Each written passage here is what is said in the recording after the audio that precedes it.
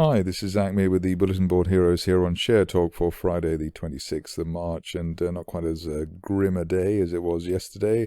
Starting off with Argo Blockchain, where you can see that shares had a little peep below the 200 pence level, that last 195 floor there in February key level, and we just bear trap below that, the low yesterday down to 190 and then back up again.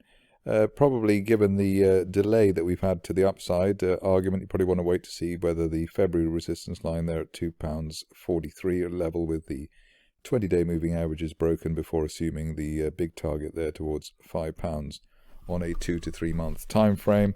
Upside still valid very much while we're above the 50-day moving average, £1.85.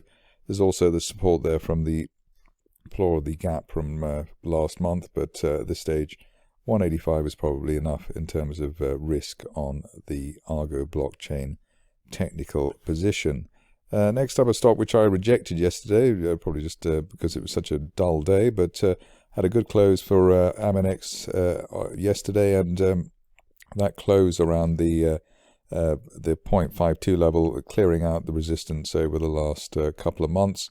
The view at this stage is that while we're above that close 0.52, looking towards a target here at the top of that December resistance line or December price channel at 0.8 pence as soon as the end of next month.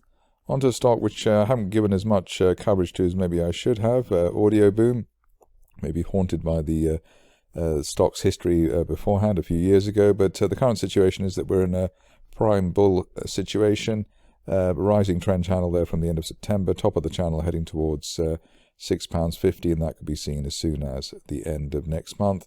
This stage only back below the peak there at £4.75 in the middle of the month, really delaying. The upside scenario looks very well set indeed. Moving along to a stock which has delivered the goods in terms of the upside scenario, at least with the target we had before. We were looking for around 90 to 95 pence for Diurnal when it was in the 70 pence area, and that's been delivered. In fact, the peak 97 today. The view now is that an end of day close or a breakthrough the top of the channel there from July at 95 pence could trigger a fresh move to the upside up towards £1.20 over the next 1 to 2 months, but that is obviously the best case scenario at the moment. Here the shares have obviously delivered over the near term quite well.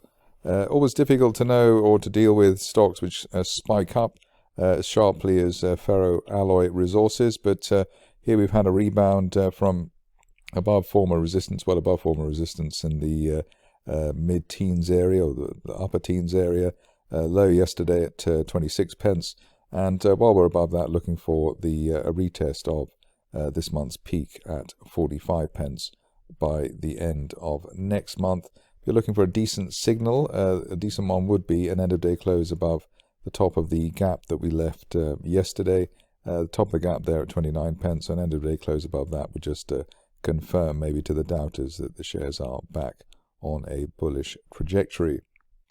Onto a stock which has been somewhat problematic since it came to market, GILD Esports. Here we see the shares continuing to bump along the bottom, the lows between 5 and 5.5 since the autumn. The view now is that probably to get rid of the negative sweep, we want to see an end of day close back above that February resistance line and the 50-day moving average at 6.07 pence. Not too far away now, but if we get a weekly close above 6 pence either this week or next week, that should be enough to take the shares up to the top of a rising trend channel from November as high as 8 pence over the following 1 to 2 months. Moving along to a stock which has been quite a frequent flyer here, Itaconix. Here you can see that the shares gapped up to start the week, and despite yesterday's sad price action and today's as well in the markets, we've got the low at 5.84, the bottom of the gap there at 5.74, so we've held a gap, and while there's no end of day close back below 5.74, we're looking for a move towards the top of the rising trend channel from December as high as 10 pence. Normally a good sign, a good signal when a share or a market holds a near-term or the floor of a near-term gap. Another stock which hasn't got much airplay here over the recent past is Jaywing, and Here you can see that we've got decent price action with new support coming here, basically at and above former resistance, that old peak from December at 9 pence. So above 9 pence, looking for further gains, maybe significant gains.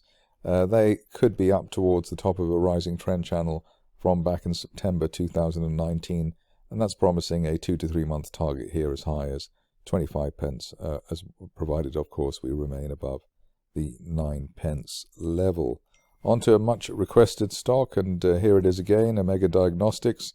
You can see, hopefully when the chart appears, that we've been in a rising trend channel from the end of October, and if everything pans out as it should, if you're a bull, then we've hit and tested the floor of that rising channel yesterday with lows of 77 pence. So above that, looking for at least a rebound back towards the £1 area. But £1 has been a bit of a sticking point, obviously, end of February and today, and rather this month as well. So it would be a little premature to target £1.30 unless we can deliver some decent action, at least an end-of-day close through £1 before £1.30 can be assumed to be on its way. But decent rebound, at least today so far, off the floor of that rising trend channel. On to Rainbow Rare Earths, which was something of a star a couple of months ago. Did peak out through 20 pence and has come back also to test the support line here, one from October. 2-3 day support at or just below 14 pence. And the view here is that we can get a decent weekly close above the 50-day moving average at 15.88 pence. We could be on our way towards that October resistance line projection as high as 27 pence as soon as the end of next month. Just a couple of stocks to go now. Not a very high profile one coming up next, Safestay, but the chart certainly worth a look given the gap through resistance that we've had through 20 pence resistance. Quite impressive today, and that suggests that while there's no end of day close back below the gap around 19 pence, we could see a move towards the top of that November trend channel as high as 30 pence by the end of next month. Finishing off with a popular play. I'm not sure the shares have really earned that adulation just yet, but Vast Resources here, a higher low versus the support we had for the shares around the 0.085 pence level. So better support this week for the shares. Above 0.09, still looking for a retest of 0.15, the mid-March peak. If you're cautious on the stock, which quite a few people might be after all they've been through and all the charts delivered, then at least an end-of-day close above the 50-day moving average at 0.11 would be the trigger for a potential move to the upside. That's it for me today. More updates over the weekend.